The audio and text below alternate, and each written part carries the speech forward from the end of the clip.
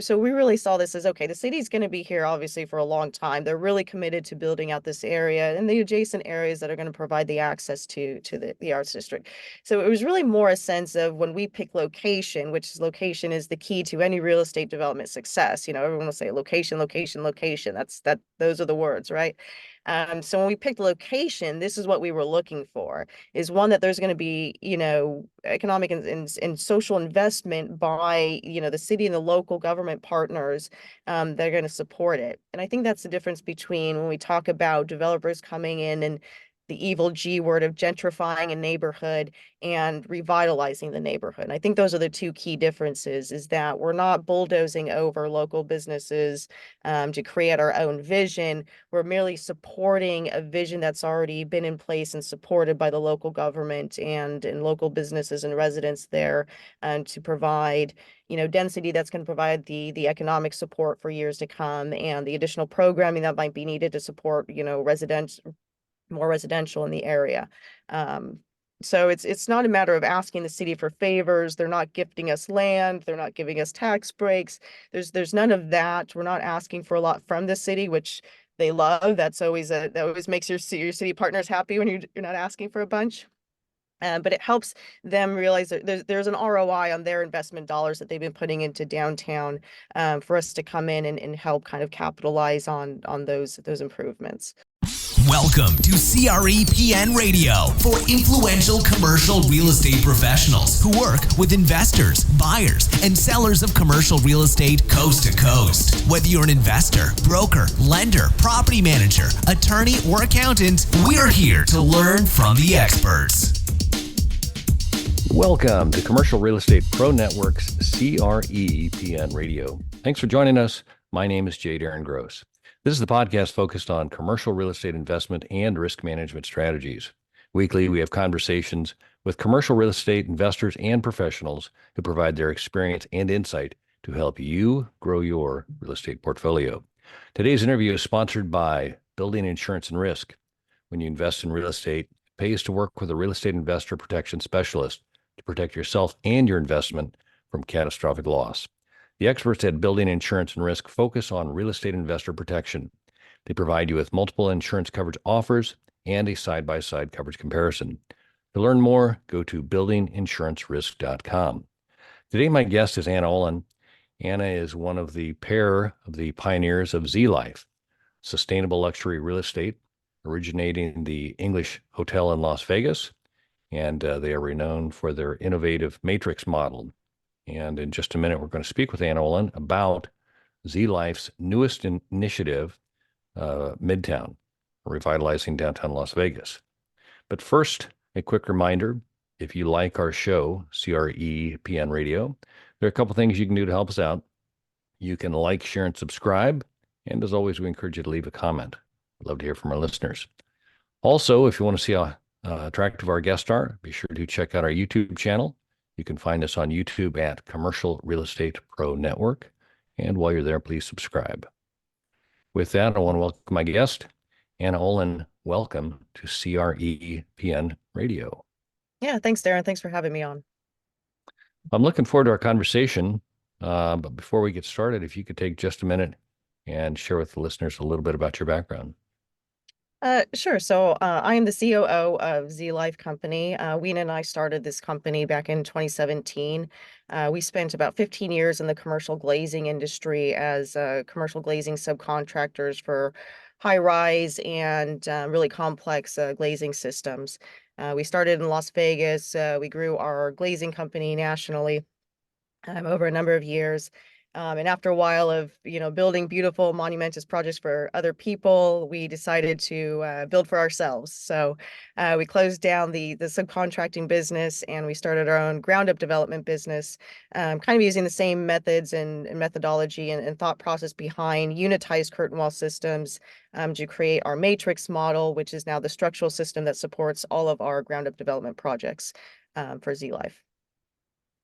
You said unitized there was something in there, the glass wall kind of thing. Can you? Yeah, unitized curtain wall. So that's kind of a specialty glazing system that's used on a lot of high-rise projects. So a lot of skyscrapers use a curtain wall system that can either be kind of stick-built, which is kind of assembled on site, or a unitized system, which is pre-glazed off-site and then brought to the site and attached to the side of the building. So we were one of the top unitized curtain wall contractors in the country for a number of years. We worked on a number of projects in Las Vegas, including the large Fountain Blue project there. We worked on the Salesforce Center in San Francisco. We did work for the World Trade Center in New York. We did projects across Cayman Islands and St. Louis. So we really excelled in kind of building the efficiency of window systems, which became now the background of the backbone of building out the efficiency of ground up construction, which is what we're doing under Z Life as a real estate developer. Got it. And so were you like one of the few, or were you guys pioneering that as far as the curtain wall? We were actually the first company to bring unitized curtain wall from overseas markets into the U.S. So we were actually a pioneer in that respect, which helped reduce the cost of unitized curtain wall for building owners. So we saved a number of owners, Jeff Sofer and some big names, tens of millions of dollars on their overall project cost by using a more efficient system and being able to use overseas national supply chains to reduce those costs. And just for reference, if the listeners were to um, see a unitized curtain wall, Mhm. where would they? I mean, I think of Apple stores as far as just like a big glass wall. I don't know if that's kind of what you guys are doing, but what Uh, is it? Really, any big high-rise building is Okay, probably close to a curtain wall system. Any buildings that look like they're all glass, they're all windows from floor to the top of the building, that's typically a curtain wall system. So curtain wall just means it's basically a glass window that's attached and it wraps around the building like a curtain would. got it. So it's a highly specialized, it's a highly skilled, labor-intensive installation. So you really need a lot of skilled laborers. It's mostly union labor that does that. So we talk about, talented, workforce that's needed for that. As one of those industries that's highly coveted and very expensive to do. I think curtain wall nowadays are running in the $300 to $350 a square foot price range. Which is really expensive. I can't believe anyone's paying that much for it, but it's a product that's needed and it's highly specialized and a really unique piece and any high rise almost always uses it. Got it. And it's exterior glass Mhm. or interior? Okay, Yeah, it's exterior glass. We specialize in some interior stuff, point supported glass, the really complex glass systems like you'd see on the Apple store, the really pretty jewel boxes. Um, those we did that as well. So we were highly specialized in customized product and highly technical and highly engineered glass product. Yeah. got it. Got it. All right. So you guys are very successful with your glass or your glazing unitized Hmm. curtain wall system. You decide that instead of doing it for others, you can do it on your own. Yep. And so my question is it Z Life or is it the Matrix model? How are the two? I know the two terms, but which drives the bus here? Yeah, so Z Life is really the development company. So that's kind of our parent company. We always kind of position ourselves as we are really the developer builder. So Okay. Z Life is really the developer. Matrix is really just the building system that we've used. So we've developed our Matrix system that's proprietary to us that Z Life uses to build all of these projects that we're doing. So our proving model and proving out that our system works was the English Hotel in Las Vegas. So that proved that yes, it works, it stands, it's financially feasible, it makes sense. And so now we're rolling that out to the larger master plan in Midtown, and then eventually a national expansion. Okay. So within the Matrix model, give me some examples of what what you include in that quote model. Okay. So like what we do with curtain wall systems. So curtain wall can be built two ways. Like I said, it's either a stick built basically system or it's unitized, meaning it's put together off-site. So what we do with matrix system is we looked at the structural system, structural core of these buildings, of these mid-rise buildings, and we're using all light gauge framing. And light gauge framing is really popular, but it's not always used in a structural sense. So actually all of our buildings use a light gauge structural form, and it requires no intermediary columns or supports. So there's no columns in any of our buildings. Almost all of the walls are basically load bearing walls. What we've done is we actually unitize those walls now off site. So we'll pre-build a wall section out, let's call it 26, 27 feet long, and we'll actually unitize as much as we can into that wall. So one, the wall isn't set up stud by stud by stud. It's actually assembled as one big piece. And then we go in and we pre-plumb and pre-electrify that. So we'll pre-install off-site the water cisterns for the toilet, the J-box, housings for the electrical. We'll do as much as that off-site. So we basically, unitize our wall pieces off-site so they're ready to go, and it makes it easier and more efficient on the site installation. But that's how we were able to translate what we did kind of in the curtain wall industry to now making it more efficient in ground up real estate. Got it. So you basically have semi-truck flatbeds full of pre-built walls Hmm. arriving on site, and then what, a crane lift them into site there and set them in place and Yep. kind of lock them in and go to the next one, huh? Basically an erector set at that point. So, Yeah. and it also allows us to get ahead of where the site readiness is. So we can actually start pre-building walls before the site is ever, before there's a shovel in the ground, which allows us to kind of gain ahead on schedule and efficiency there. Right. So I'm curious, just in that element of construction, the timeline, traditional site where you wait until you dig the hole and then you build Yeah. up from there. How much time are you able to compress using the matrix model? Quite a bit. So we can turn about a floor a week in the model that we do now, where it would typically take probably, 10 to 14 days in the same time. Got it. That's good. Yeah. And is there any kind of an ideal number of stories for your matrix model building? Because we use light gauge structural framing, we do stay within the mid-rise range. So it's about 6 floors is kind of that sweet spot, to where it makes sense for us, and then we're not going to be subject to high-rise building requirements from the city. Got it. And then is there a square footage or a footprint ideal size that works for your? We can build on a pretty small footprint. So our system and our building design is really pretty compact. So the English Hotel, that's a 10,000 square foot floor plate. So that's pretty small, but achievable to do a really nice good 6-story building on. So Got it. anything at least in that, I would say 8 to that 10,000 square feet we can use. No, perfect. Perfect. All right. So now I understand the matrix model. Z Life is the development company. Mhm. What are and you identified the English Hotel. Um, Tell me about the Midtown Las Vegas, revitalization that you guys are doing, and some of the projects you've got identified or are doing, or what the plan Yeah. is. Yeah, I'm so excited about this because this is really kind of like our baby coming to life and coming into the next next stage of life for us. So the city of Las Vegas has spent a lot of money in trying to revitalize and bring up the arts district in Las Vegas. And the arts district is a subsection of downtown that sits between the north end of the Strip and kind of the Fremont Street experience. And for a lot of years, this was kind of abandoned warehouses, and there was a lot of crime, and it was kind of dirty, and nobody wanted to be down there. I used to live in Vegas, and 10 years ago, you would never go to this area.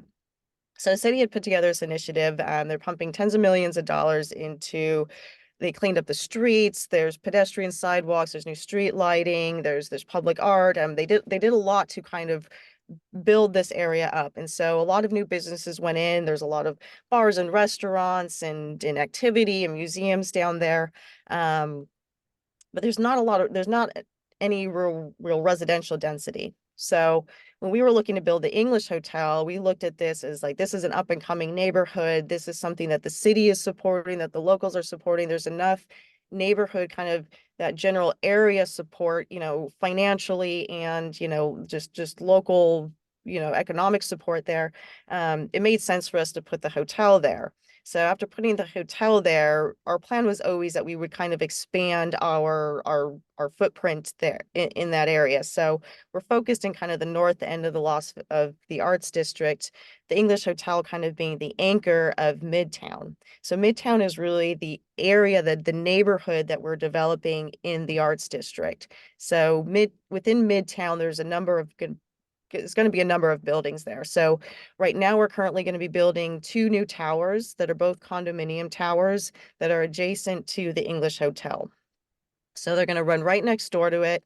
One's going to be an owner-occupied mixed-use condo tower. The other one we're pitching as a hotel condo tower, also is mixed use. So that's going to provide more activity, more residential density, more programming for the area, for the neighborhood.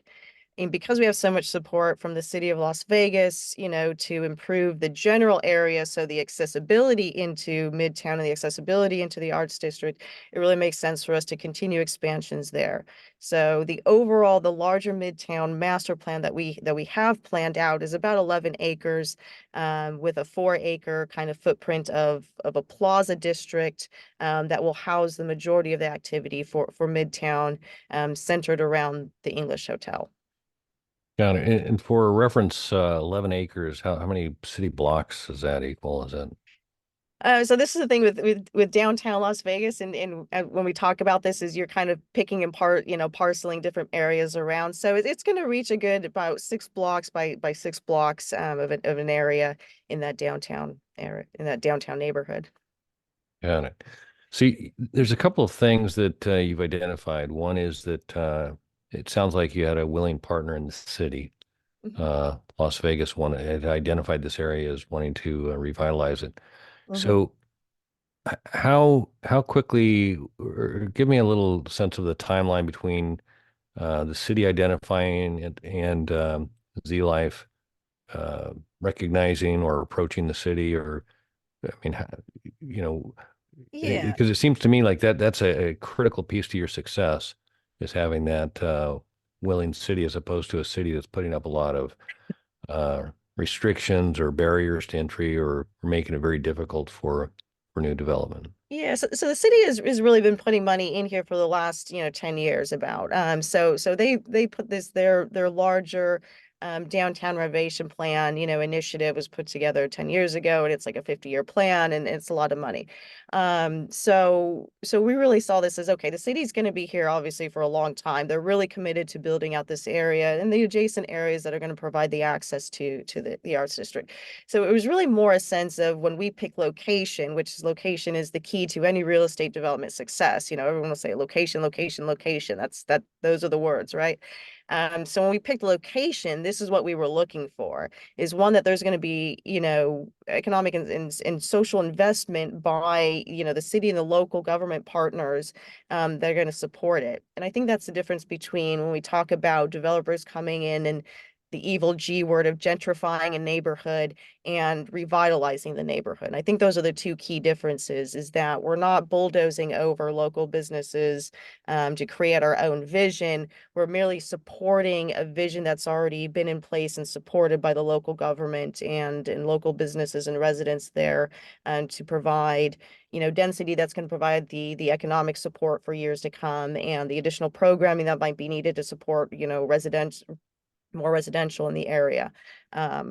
So it's not a matter of asking the city for favors. They're not gifting us land. They're not giving us tax breaks. There's none of that. We're not asking for a lot from the city, which they love. That always makes your city partners happy when you're not asking for a bunch. But it helps them realize that there's an ROI on their investment dollars that they've been putting into downtown, for us to come in and help kind of capitalize on those improvements. So was the English Hotel like the first uh larger development to go in, or were you guys one of Yeah, the English Hotel is really the first kind of new ground up development in that area in probably about 20 years. We're the first kind of luxury hotel accommodations for the entire arts district. So city was really thrilled for us to put that in. And then they've been real supportive for us to, continue development. So even, approving the next projects and working with us on entitlements and what makes sense. They've been very, very active in helping to support our vision and building out that arts district. And what about other developers and other um, projects coming in? Is there, I mean, is the area attracting additional development beyond what It you really guys are is. doing? Yeah. So there are some other developers, in town that are looking at that. And now that we're there, and now that ever since the English Hotel went in, it's been there for 2 years now. We've actually seen a number of other activity happen. So there was another office building that just opened up down the street yesterday. They just started construction on a new museum that's cat corner to our hotel. So now that we're attracting and we're bringing those dollars and activity and the foot traffic in, it's helping to spur additional investment and development in the area. No, that's great. So you mentioned going nationwide. Hmm. Um, how have you gone about identifying opportunities elsewhere to equal or have similar success?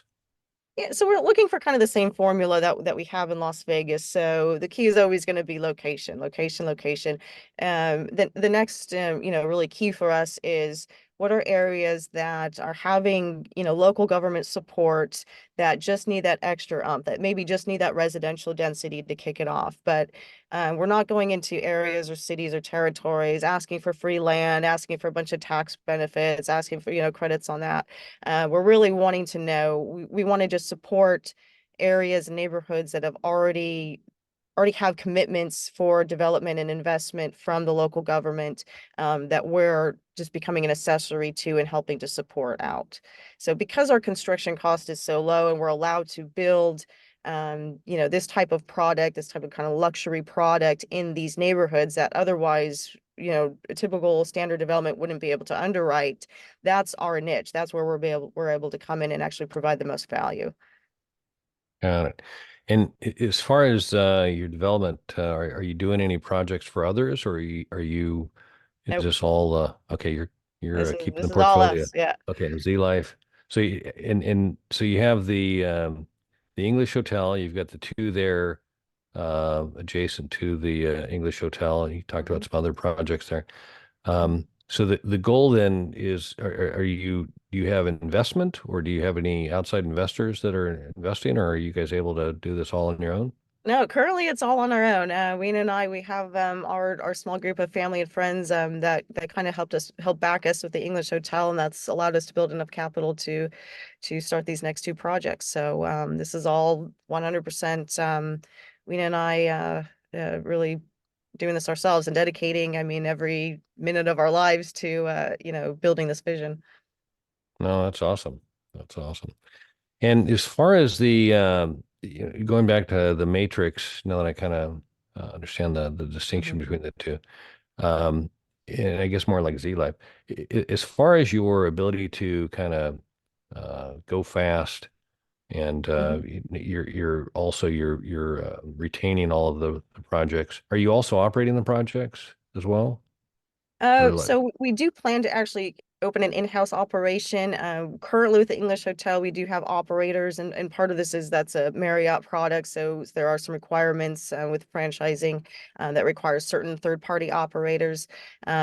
But because we're kind of control freaks, we do like to have a hand in the operation. So we do plan to actually operate the majority of these properties ourselves. okay. And as far as the construction, is that all internal? Or do you have subcontractors, or how are you?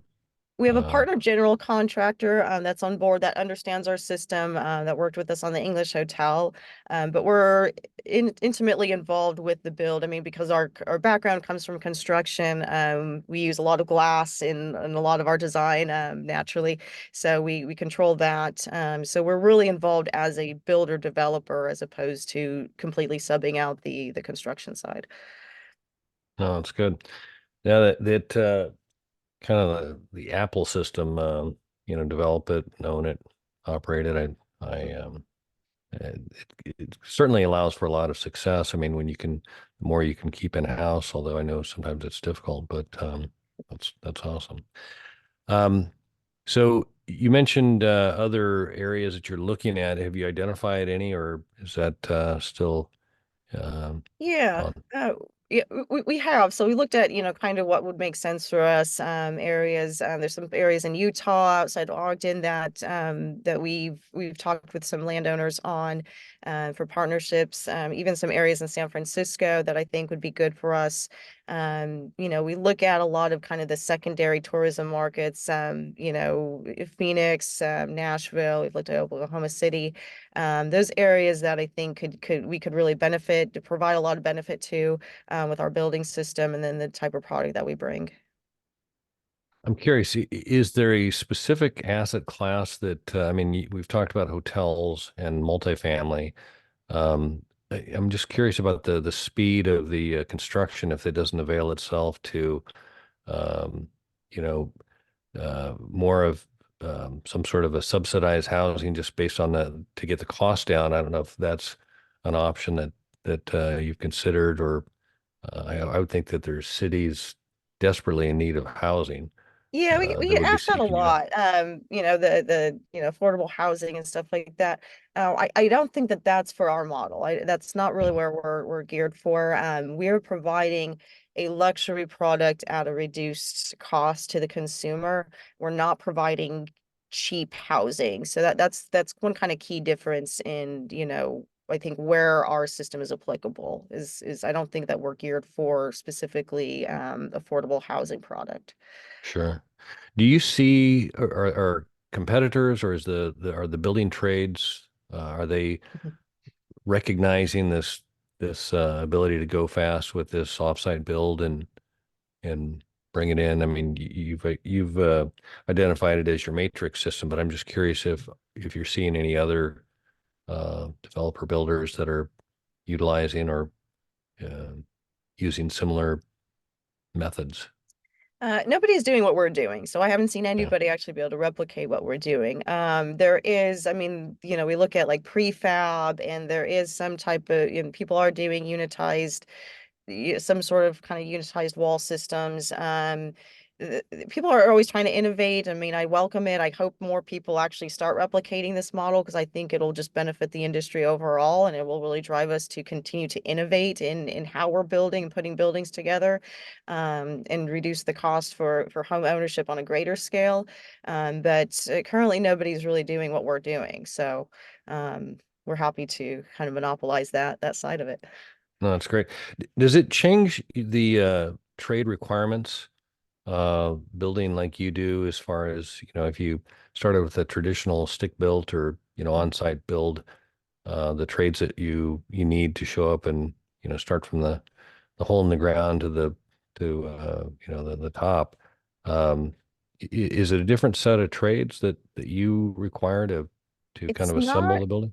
Yeah, it's not a different set of trades, but it's reducing the number of people that we need in that trade. So instead of having a team of maybe 24, framers on site, you maybe only need 6. So it's not really reducing who's building it, it's reducing the number of people, which when you look at, especially in skilled labor force, the number of people that are aging out of the construction industry that's not being replenished, I mean, it already is really a crisis, I think, in a lot of trades, but it's only going to continue to get worse. So innovating and building this way is helping us to adapt to that and be able to use the limited skilled labor that we do have in a more efficient way. No, that makes a lot of sense. That's great. Hey, Anna, if we could, I'd like to shift gears here for a second.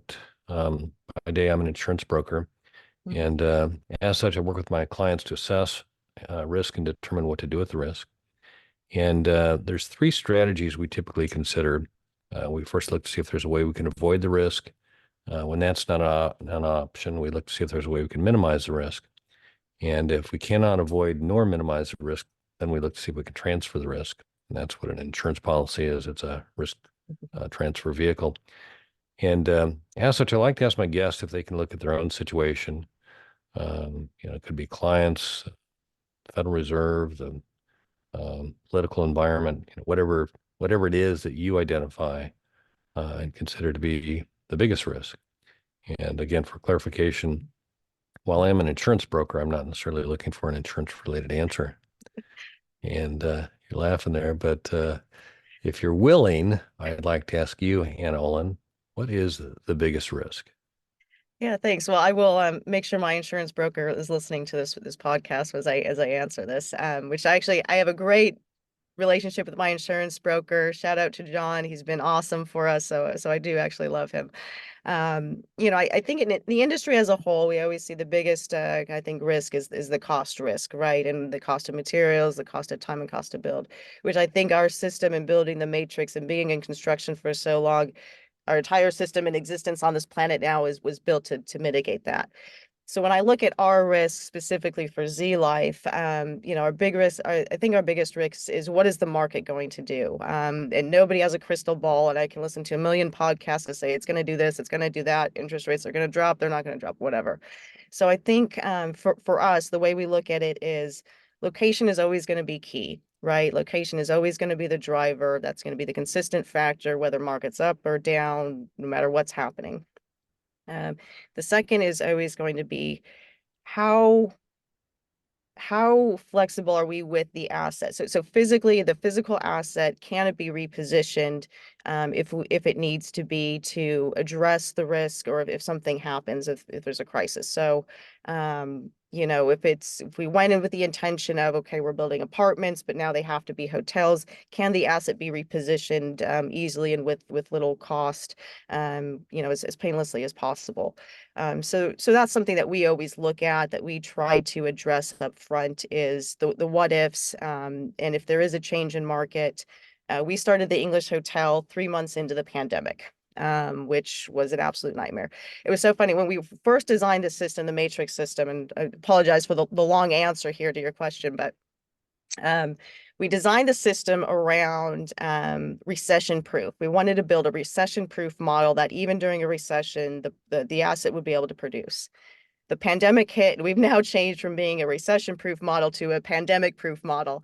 So we know that our model works, but it's having the ability and the flexibility to reposition our asset, and not just that, but our portfolio overall, the vision overall to address market changes.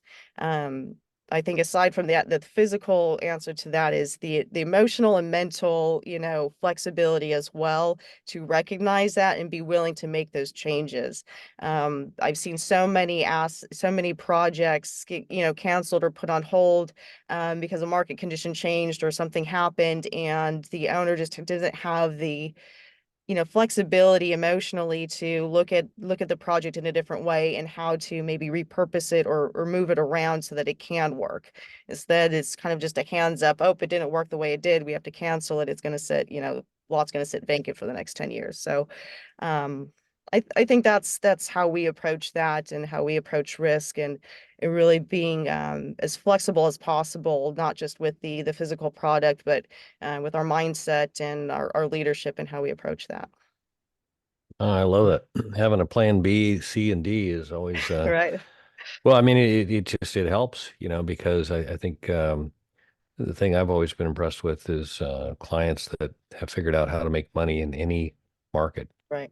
uh, regardless of the up, the down, the left, the right, whatever it is, they understand that, there's still an opportunity, Right. uh, and to try and get a hold of that, and you know, I guess go with it rather than be resistive to it, or say, gosh darn, it's not going to work, kind of thing. So uh, that's great.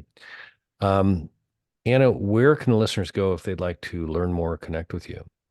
I'd love them to visit midtownvegas.com. That's our website. We're on all the social media platforms as well under Midtown Vegas. That's where you can get the latest information about Midtown, but also us as developers, and what we're doing moving forward. Awesome. Well, Anna Olin, I cannot say thanks enough for taking the time to talk today. I've enjoyed it, learned a lot, and look forward to doing it again soon. Okay. Thanks, Darren. All right. All right. For our listeners, if you like this episode, don't forget to like, share, and subscribe. Remember, the more you know, the more you grow.